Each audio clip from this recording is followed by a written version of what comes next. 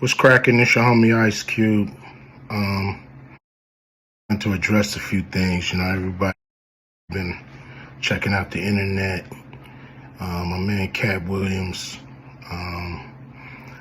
First of all, I just want to say, we shot that movie over 20 years ago, so people have different perspectives, and it's been a long time. I also want to say, every comedian that I've worked with, every comedian that I've put in a movie, I only put them in the movie because I thought they was funny. I thought they was perfect for the part. I tried to put them in a position to win. That's what it's all about, I look at from, Chris Tucker and Bernie Mac and Mike Epps, Katt Williams,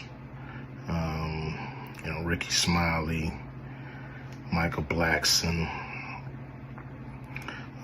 Cedric, Kevin Hart. All these guys I know are funny as hell. I didn't discover them. They were doing their stand-up or doing their thing, and I knew that they were great and that they could act, and that if I have an opportunity, I was going to give them an opportunity. To me, that's what it's all about. Far as specific things, Katt was 100 on a few things. Most of what he was saying, a couple things, I just want to clarify. When we bring in a new, comedian, we do have them try out for different roles. So Ricky did give Money Mike a shot. But when we saw him and, we kind of saw how he moved and how he was, auditioning, we decided that he would be a better, Santa Claus, which was, to me, the perfect casting. When we saw Mike, damn, I call him Money Mike. When we saw Katt, when I saw him, I just knew that he was perfect for Money Mike. And, Katt, said he wrote his role, which, the role was written, but he enhanced it. This is why Katt was so dope in the movie. Money Mike had a small role, about as big as the Santa Claus role, but when we start filming, he was giving us such magic that we kept expanding his role and giving him more to do because he was on point. When we shoot these movies, for one, the scripts are fire, or they wouldn't even do it. The scripts are laugh out funny. But we shoot the script, but once we get what we need from the script, we let the comedians ad-lib, riff, play with the words, do their thing. We give them a take where they can, or 2, 3 takes where they can go off and do what they feel. Sometimes it makes the movie, sometimes it don't. When somebody gives you jewels, you want to try to make sure that makes the movie. So in the movie, there's second thing I want to clear up. I would never shoot a rape scene in a movie, especially like Friday, where you actually see this happening on camera. That ain't my style. If you check out any of my movies, they not raunchy.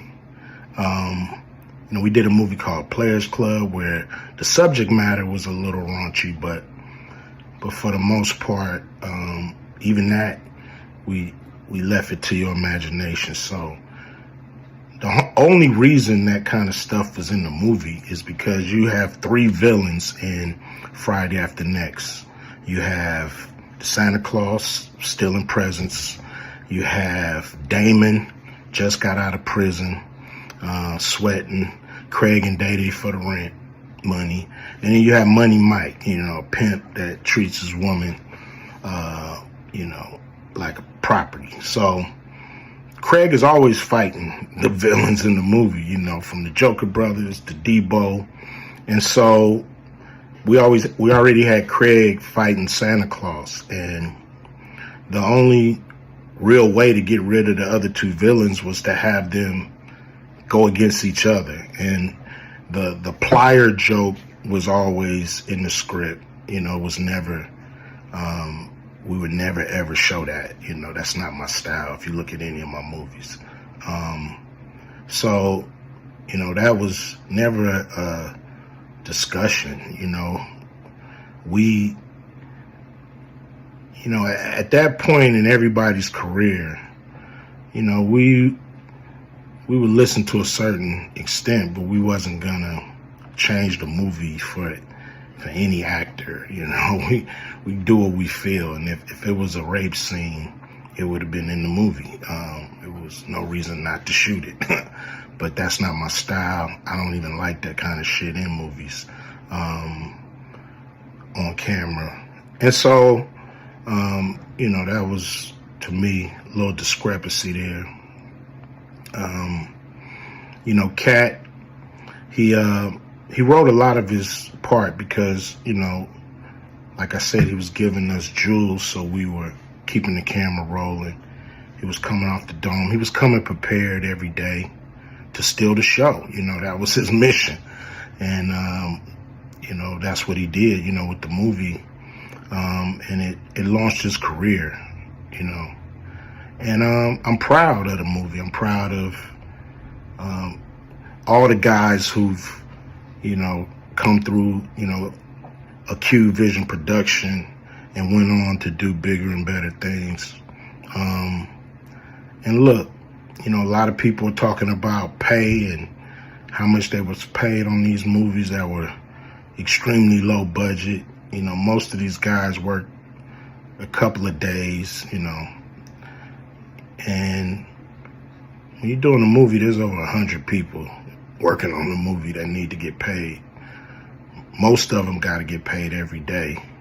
And there's pre-production and post-production. Even after you finish with the actors, you got to pay editors and sound people. And my movies are all about quality. So most of the money go up on the screen. I'm not giving you no bullshit. I'm not giving you no low budget, shit you can laugh at because it's so cheap. So, we try to put all the money on the screen. And so any actor that's mad at what they got paid, just look at what you was doing. Look at where your career was at the time. Take a look at where it is now. And Friday has something to do with that, I believe. And I put a lot of people in movies, but they ain't never put me in a movie. So you could take that for what it's worth. You know what I'm saying? I've given a lot of these guys opportunities. And I still act, so I'm waiting for a call. I ain't got to produce everything or write everything. I got love for all the comedians that I've worked with. Got, much love for Katt. He spoke up for me a lot. And I just wanted to be clear and clarify some things. And